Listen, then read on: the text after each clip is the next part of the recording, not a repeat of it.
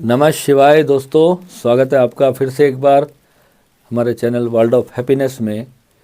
दोस्तों, sixth house का सूर्य मेरा फेवरेट हाउस है।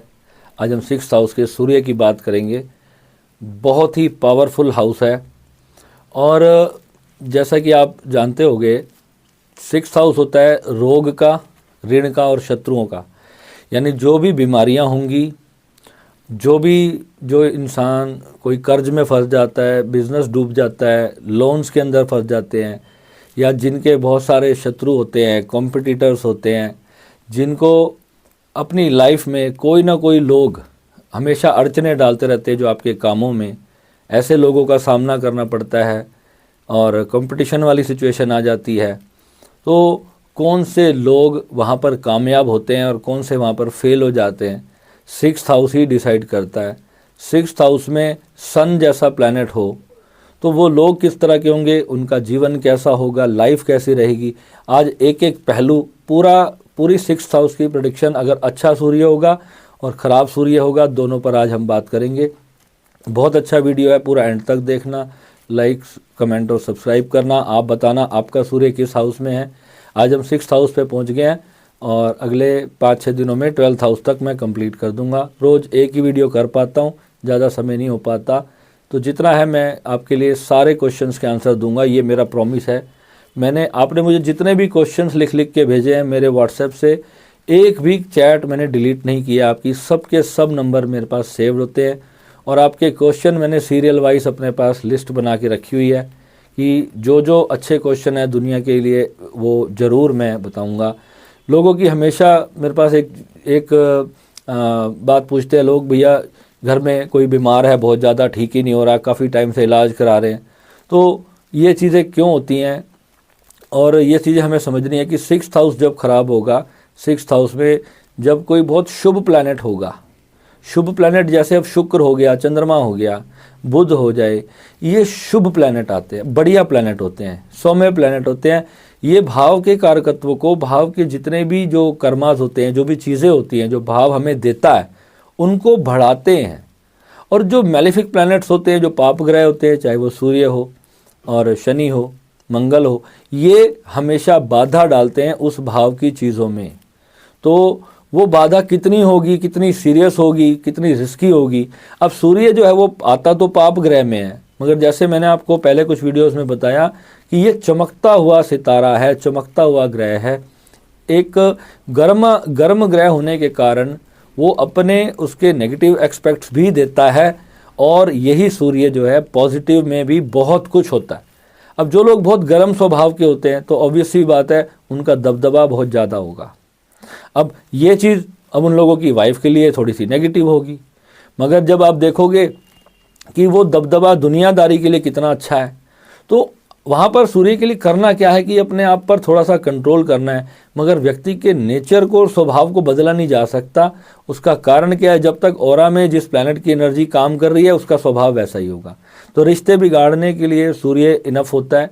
मगर जब दो लोगों का रिश्ता बिगड़ता है तो एक का सूर्य में अगर कहीं पर वर्षफल में कोई नेगेटिव ग्रह ने टक्कर मार दी या कुछ हो गया, एनर्जी कहीं से नेगेटिव हुई, तो दोनों का जब तक नेगेटिव नहीं होगा तब तक रिलेशनशिप ब्रेक नहीं होता। तो यहाँ पर सूर्य को हम देखेंगे कि क्या क्या सूर्य हमारे को देता है।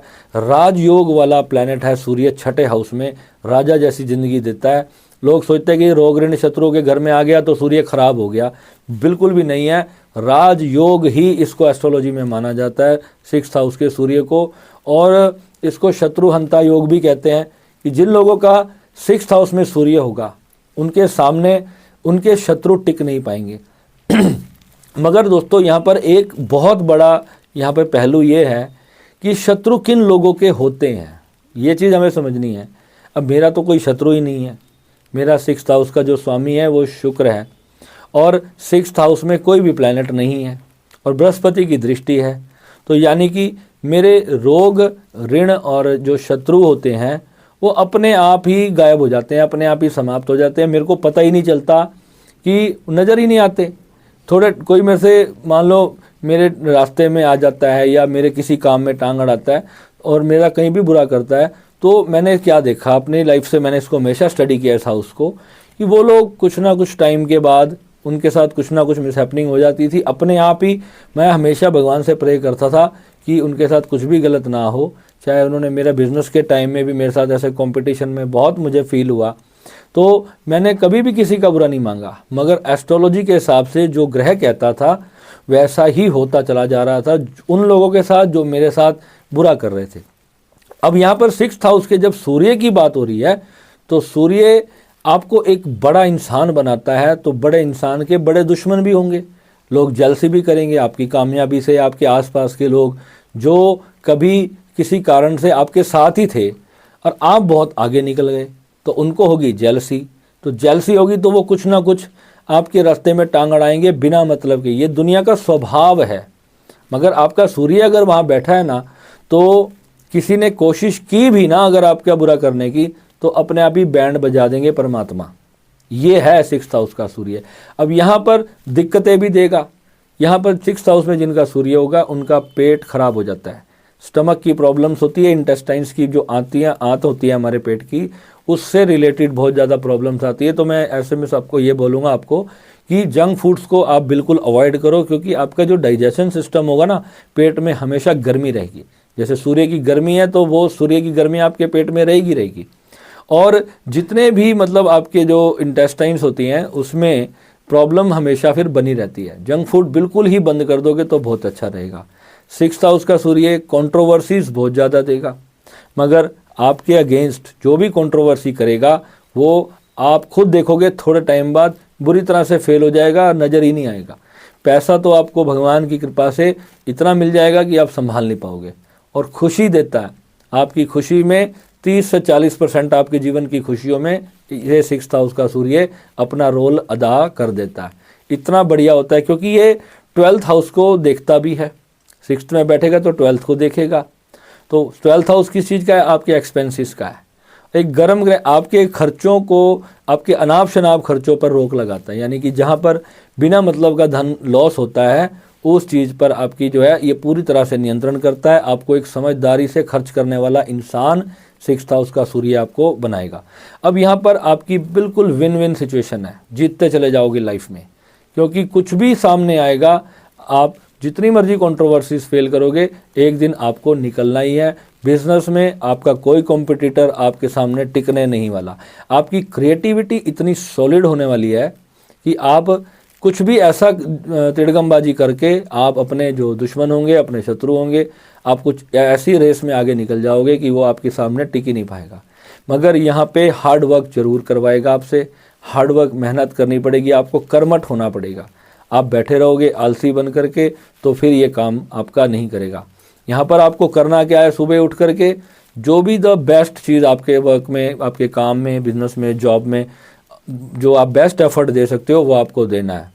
बॉस के सामने गर्मी नहीं दिखानी, क्योंकि जॉब के अगर आप बहुत अच्छी जॉब पे हो, ये सूर्य बहुत अच्छे लेवल की जॉब दे सकता है आपको।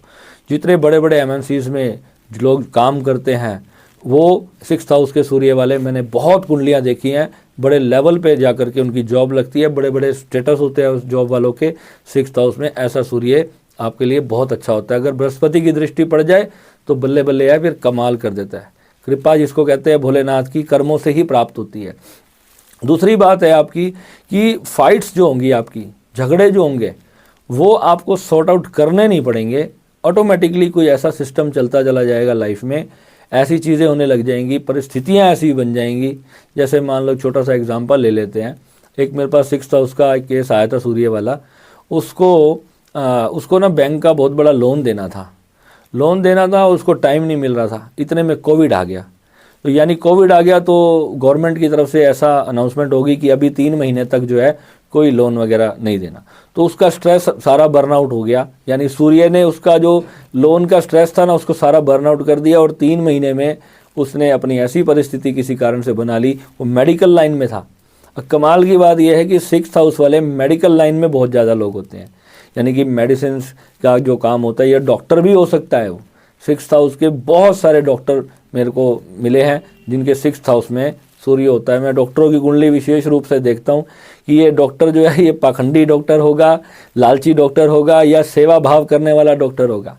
डॉक्टर भी कई तरह के होते हैं, कई तो होते हैं ना, लाओ जी भैया पेशेंट आ गया, लाओ 10 लाख रुपए लाओ और इसको डाल दो, पेशेंट मर गया और आईसीयू की मशीन चालू है। तो ऐसे भी जो कपटी डॉक्टर भी होते हैं, तो उनके ऊपर जब सूर्य पे शनि की दृष्टि पड़ जाएगी तो फिर वहाँ पर इस तरीके के काम वहाँ पर आपको होते हुए दिखेंगे। अपनी तारीफ बहुत ज़्यादा मीठी लगती है, मधु कैटब इनके कान में हमेशा बैठे होंगे। यानी किसी ने बोला कि बढ़िया है, कुछ आप ऐसे काम करोगे जो लोग आपकी तारीफ़ करें।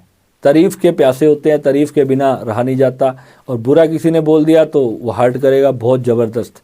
ऐसा नहीं है कि किसी लोगों की परवाह जो करने वाले लोग होते हैं, यानी कि दुनिया क्या सोच रही है, हर अपना कर्म जो है उसको इस तरीके से सोच समझ के ही करते हैं ताकि कोई भी बुरा ना बोले। बच्चों से विशेष लगाव, जो छोटे बच्चे होते हैं, ऐसे लोग अपने छोटे बच्चों से या आसपास के जो पड़ोसियों के बच्चे भी होते हैं उनसे भी बच्चों से बहुत विशेष लगाव होता है।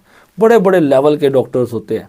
और जो पैदा जो होते हैं, जब ये जन्म जब होता है, अगर जैसे मान लो कोई बंदा दिल्ली में रहता है और अपने मदर फादर के साथ वहीं पे जो मदर फादर हैं उनके उन्हीं के जो अपना घर होता है वहाँ पे जन्म ना हो करके अगर इनका किसी दूसरे शहर में जन्म हो जाए, मान लो कि मदर कहीं बाहर गई हुई है, कहीं ट्रिप पे गए हुए हैं या वहाँ पर बाई चांस डिलीवरी हो जाए, तो ये फिर ब्रह्मास्त्र का काम करता है, फिर ये बहुत ज़्यादा पावरफुल हो जाता है।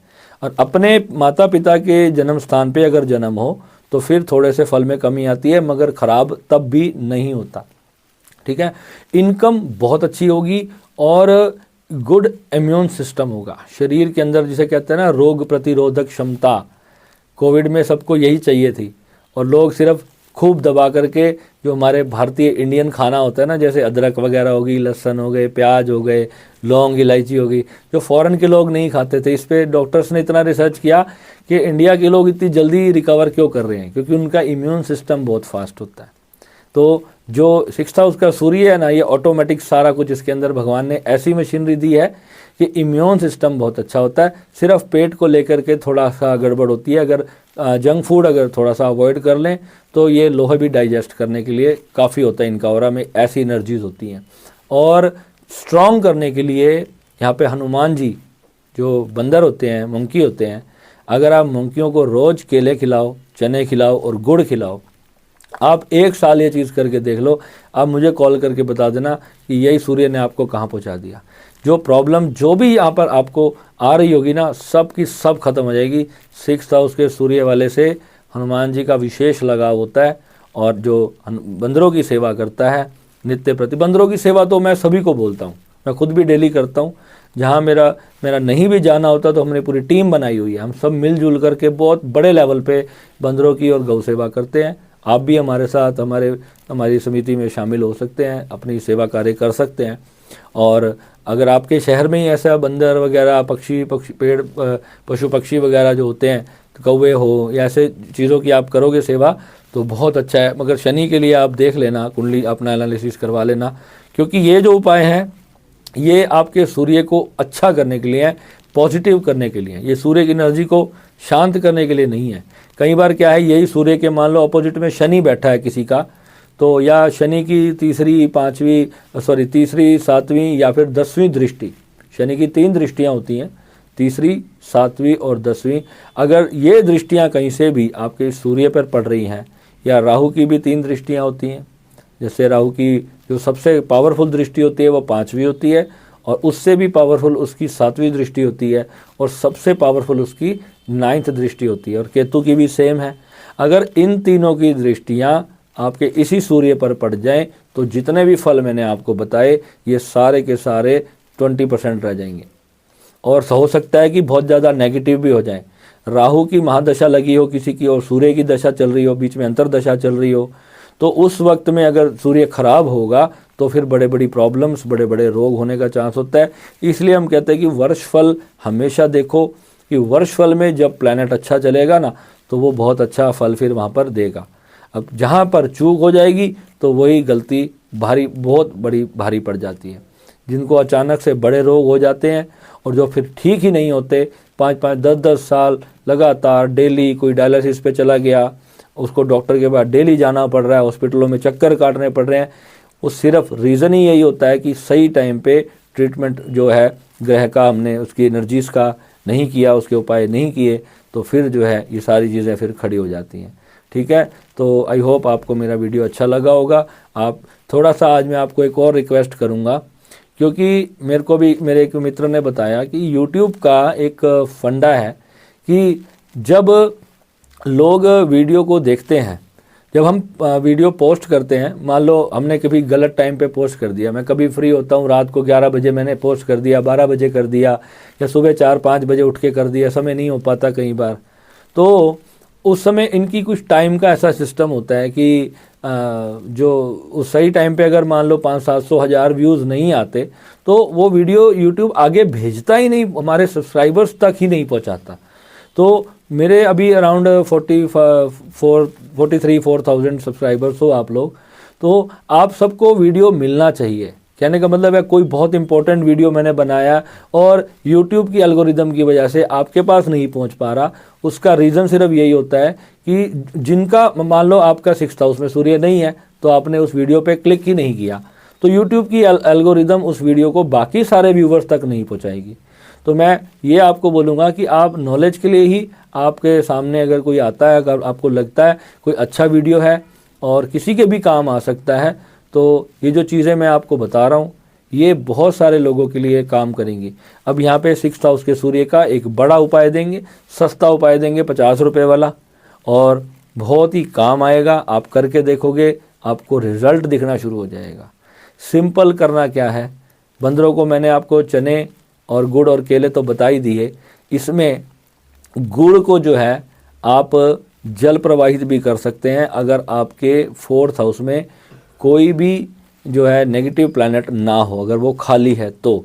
और अगर 10th हाउस में किसी का बृहस्पति है और 4th हाउस में कुछ भी नहीं है तो वहाँ पर भी आप गुड़ को जो है वो जल प्रवाहित करें, तांबे के सिक्के जल प्रवाहित करें, तो आपको बहुत बड़ा ड्रास्टिक चेंज मिलेगा। आपको रिज़ल्ट इतने पावरफुल मिलेंगे, आप सोचते रह जाओगे। और गुड़ जो है वो गौ माता को, तो मैं सूर्य के लिए हमेशा ही बोलता हूँ कि गुड़, थोड़ा थोड़ा गुड़ खिलाना है गऊ को, बहुत ज़्यादा गुड़ नहीं खिलाना, क्योंकि गुड़ से गाय को कई बार ज़्यादा गुड़ खा लेती है। गाय को जो भी आप दोगे वो खाती जाएगी। तो ऐसा नहीं करना कि जितना मर्जी आपने 5 किलो, 10 किलो, 20 किलो डाल दिया, एक ही गाय को डाल दिया, ऐसा नहीं। एक एक छोटा छोटा पेड़ा बना के उसका जो टुकड़े होते हैं ना, छोटा छोटा करके खिलाते जाओ। और चारा साथ में, थोड़ा सा चारा ज़रूर खिलाओ। जैसे हम लोग खाते हैं ना, कोई भी चीज़ खाते हैं तो साथ में एक स्नैक खा लेते हैं, ऐसी ही गाय को आप खिलाओ। गौ माता को माँ समझ के अगर आप करोगे तो बहुत आपके लिए लाभदायक होने वाला है। और आज एक और हम साधना आज मैं अपने ब्रॉडकास्ट में पोस्ट करूँगा, और जो भी मेरे साधक हैं उनको तो वो मिलेगी, और जो हमारे फ्री ब्रॉडकास्ट में भी जुड़े हुए हैं उनको भी वो ज़रूर सहायता करेगी। मैं आज ही वो वीडियो भी करके जाऊँगा। इस वीडियो के लिए मैं आपसे विदा लेता हूँ। नमः शिवाय।